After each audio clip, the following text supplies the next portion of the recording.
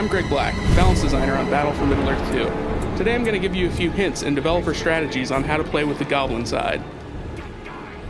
The Goblin faction is Battle for Middle-earth 2's ultimate unit spam side.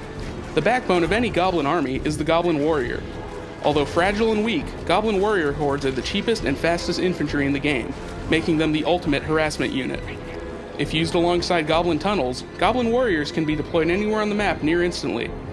The Warrior's speed, combined with their cheap cost, means that they can be sent on suicide missions into an enemy base at very little risk to the Goblin player, destroying econ structures, builders, and any other undefended buildings.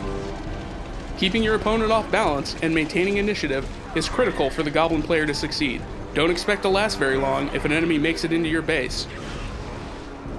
Once the Goblin player has taken the initiative, they're presented with numerous options for the final annihilation of their enemies.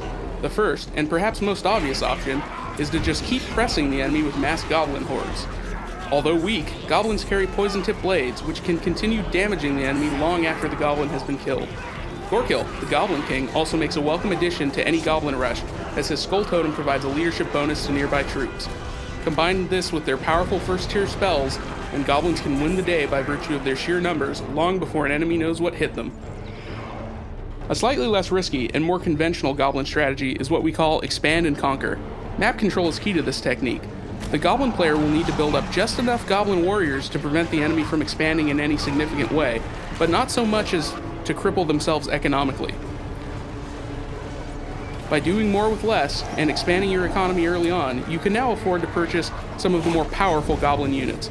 Spider Riders, Half-Troll Marauders, and Mountain Giants are the name of the game. Each of these units are extremely powerful when used correctly. A sizable force of Marauders, flanked by Spider Riders and backed up by Giants, should be enough to crack even the most well-defended base. Finally, for the gamblers among us, there's the dreaded Drogoth Rush. Although conceptually simple, the Drogoth Rush is extremely difficult to execute properly and the price of failure is high.